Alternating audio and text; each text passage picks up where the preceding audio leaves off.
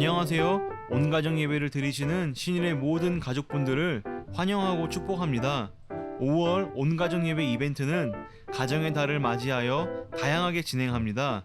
이번 주에는 가정 예배 인증샷을 찍어 업로드 해주시면 되겠습니다. 앞으로 진행되는 다양한 이벤트에 많은 참여 부탁드립니다. 감사합니다.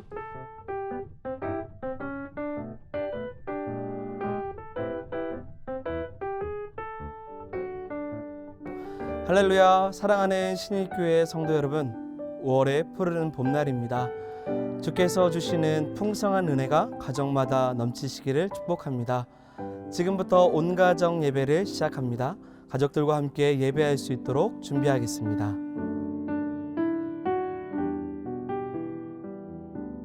먼저 각 가정에서 대표 기도자를 미리 정하시고 대표 기도로 예배를 시작하겠습니다.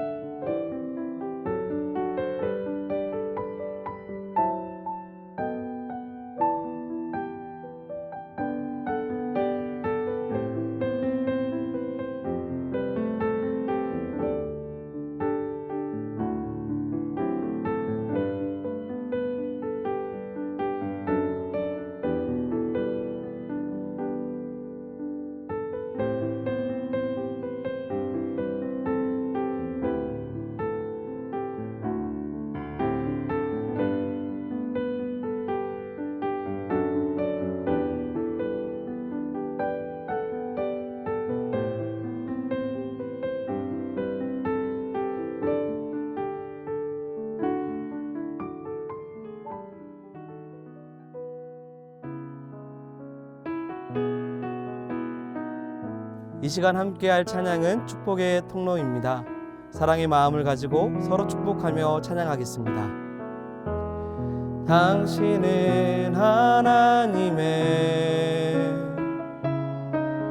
언약 안에 있는 축복의 통로, 당신을 통하여서 열방이 주께 돌아오게 되리. 이 시간에 서로를 향해서 두 손을 펼쳐서 축복하겠습니다. 당신은 하나님의 언약 안에 있는 축복의 통로, 당신을 통하여서 열방이 주께 돌아오게 되리. 우리 옆 사람을 바라보시면서 축복합니다. 당신은 하나님의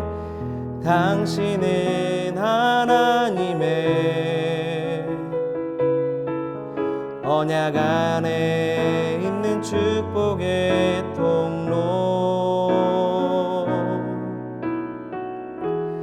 당신을 통하여서 열방이 주께 돌아오게 되리. 하나님은 너를 지키시는 자, 하나님은 너를 지키시는 자, 너의 우편에 그늘 되시니 낮의 해와 밤의 달도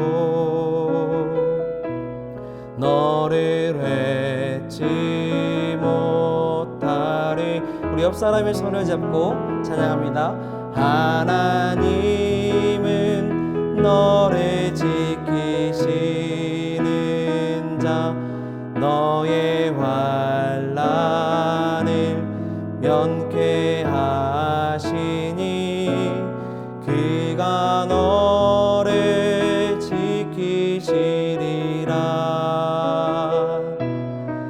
너의 출입을 지키시리라. 눈을 들어 산을 보아라. 너의 도움 어디서 오나. 천지 지으신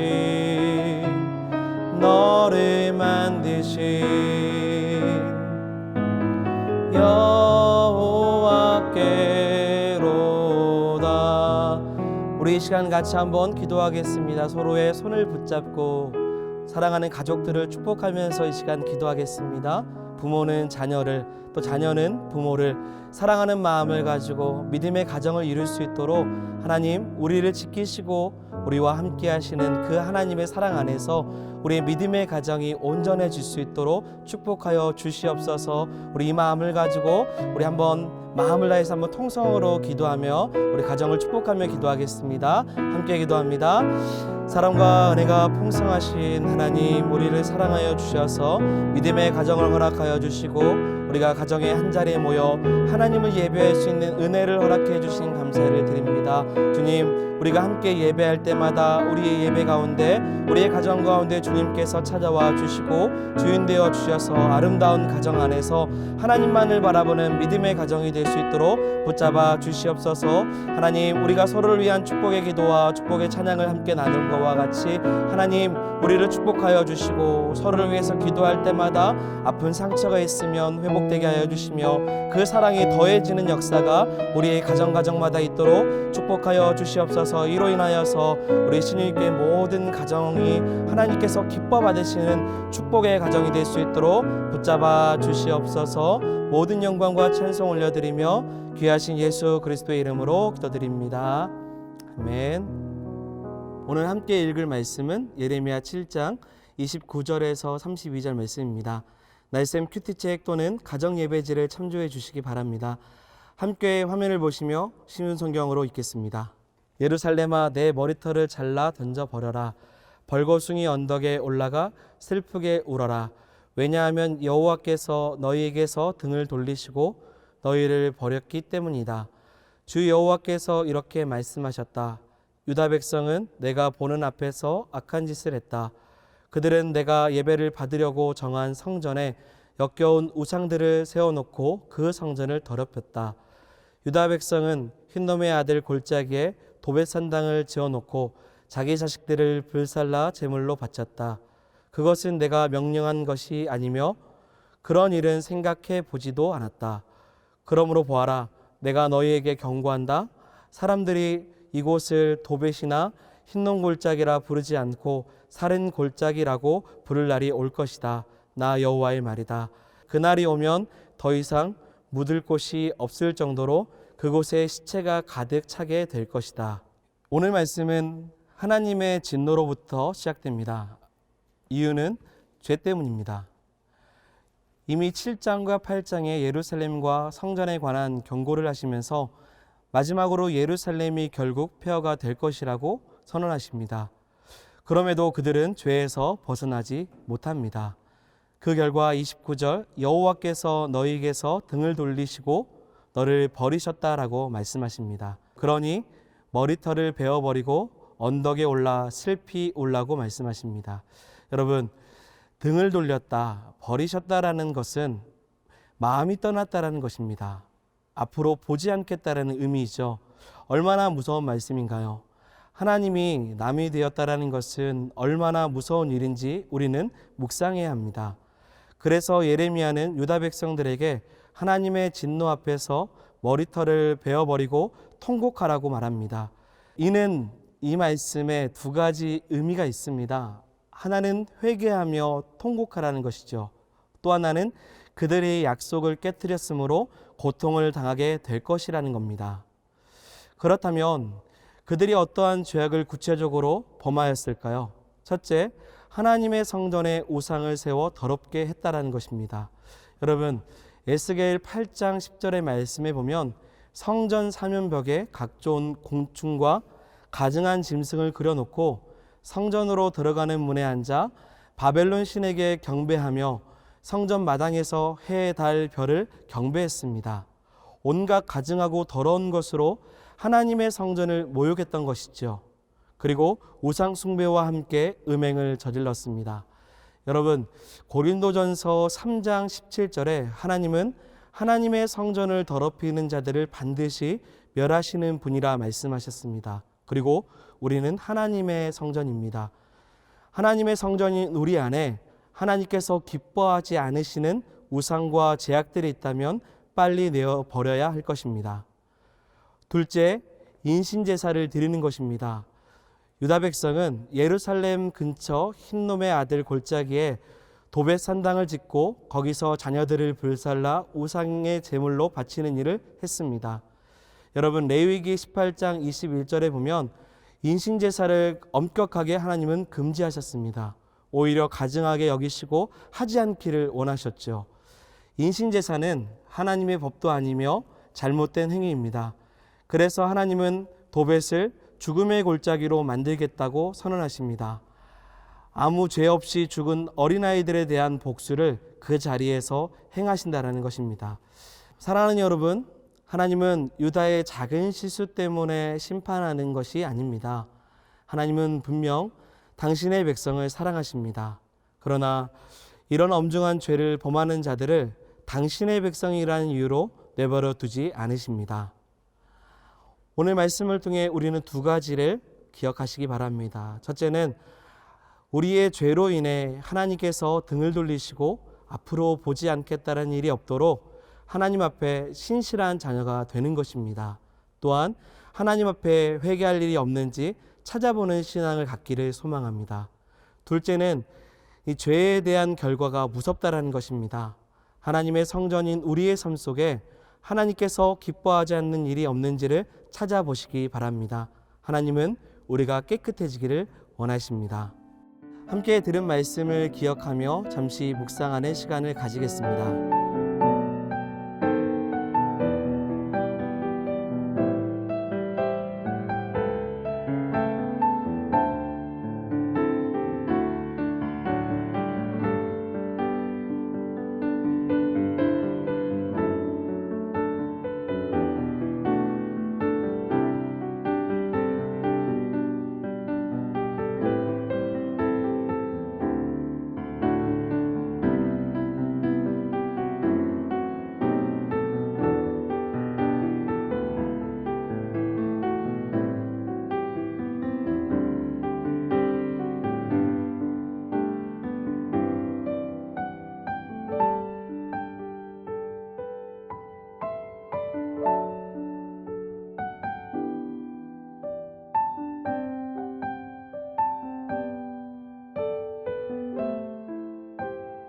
오늘 우리에게 주신 말씀을 가지고 나눔하는 시간을 가지도록 하겠습니다.